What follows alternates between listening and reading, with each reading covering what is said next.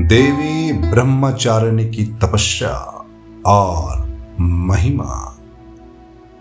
नमस्कार दोस्तों, आप सुन रहे हैं संजू के बैनर्जी को और आज मैं आपके समक्ष वर्णन करने जा रहा हूं देवी ब्रह्मचारिणी की तपस्या और महिमा।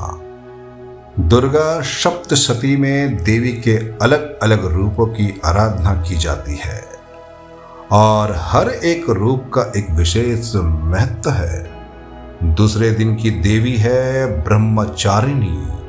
उनका ये रूप देवी पार्वती के उस समय का प्रतीक है जब उन्होंने भगवान शिव को प्रतीक के रूप में प्राप्त करने के लिए कठिन तपस्या की थी।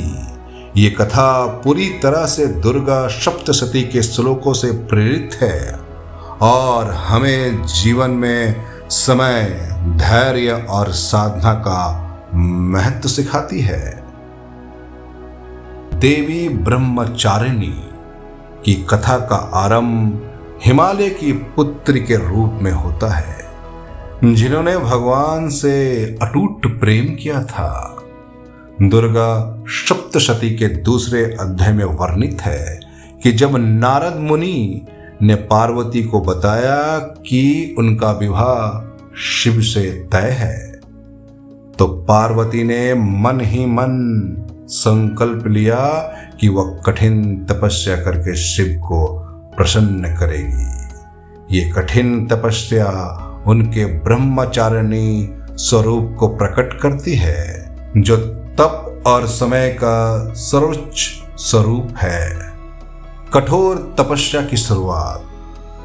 पार्वती ने अपने पिता हिमवान से तपस्या की अनुमति ली और घने जंगलों में जाकर तप करने का संकल्प लिया।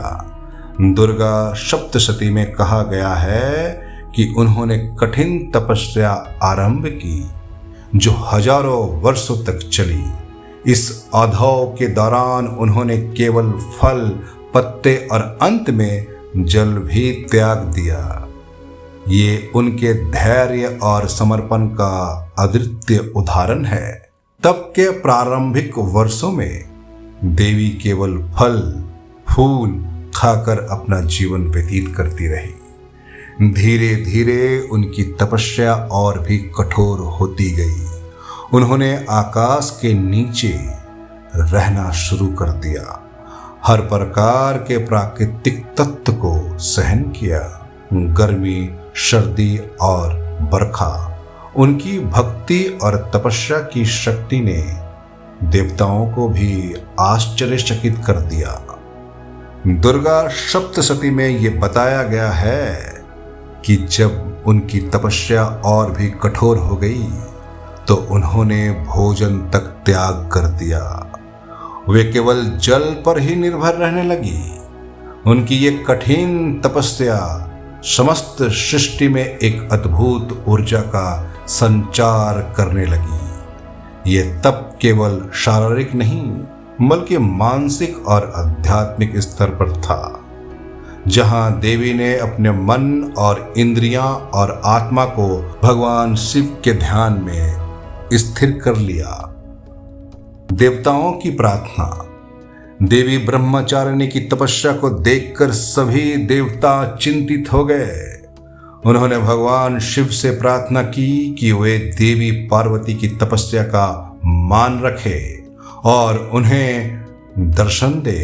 दुर्गा सप्तशती में यह वर्णित है कि उनकी तपस्या से स्वयं पृथ्वी, आकाश और पाताल भी हिल गए थे। भगवान ब्रह्मा, विष्णु, शिव भी उनकी इस तपस्या से प्रभावित हुए। देवताओं ने शिव से कहा, हे महादेव, देवी पार्वती का तप असाधारण है।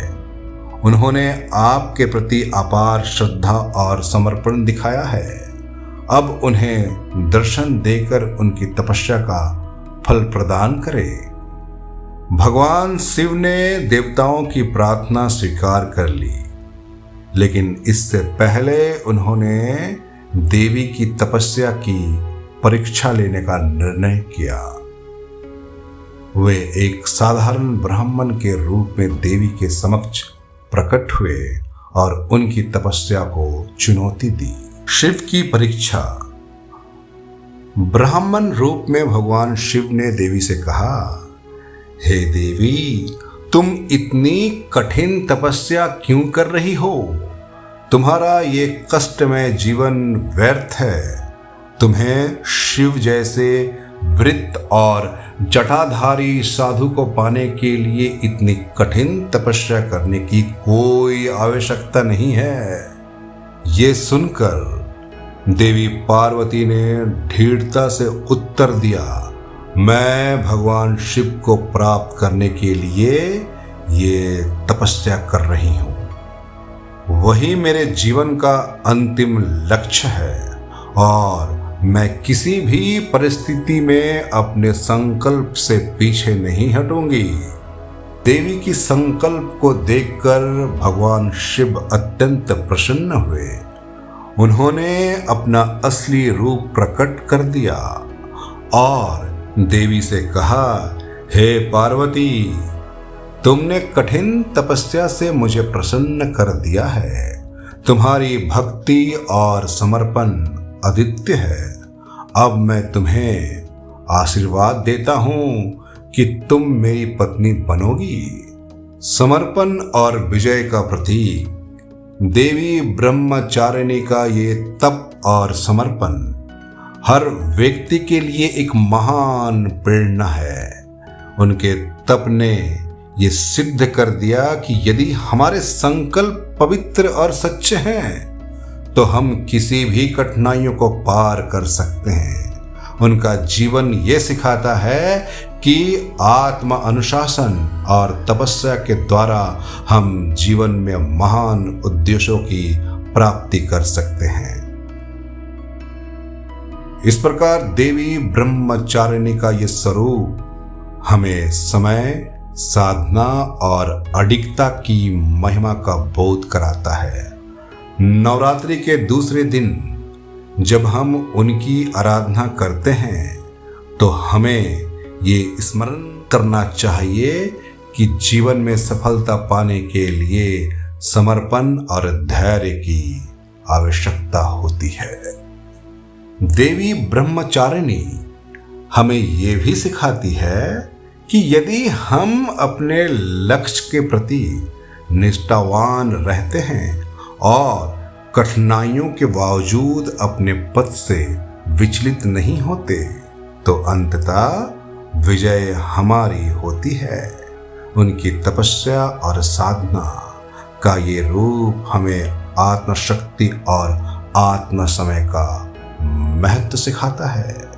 इस कथा के माध्यम से हम समझ सकते हैं कि देवी ब्रह्मचारिणी का रूप एक महान प्रेरणा का स्रोत है और उनकी आराधना से हम अपने जीवन में कठिनाइयों का सामना कर सकते हैं और उनसे लड़ने की शक्ति प्राप्त कर सकते हैं। तो मेरे भक्तगणों, आप माँ ब्रह्मचारिणी का आराधना करें और अपने संकल्पों को दोहराएं।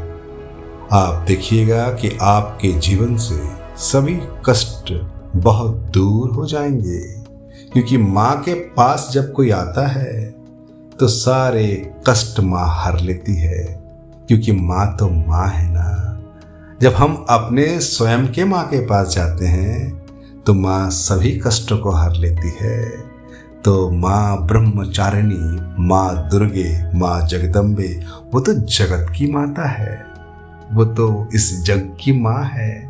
तो बोलिए जय माता दी। भक्तगणों, मैं अपनी वाणी को यही विराम देता हूँ और मैं आपसे आगे भी वर्णन करूँगा देवी के अनेक रूपों का।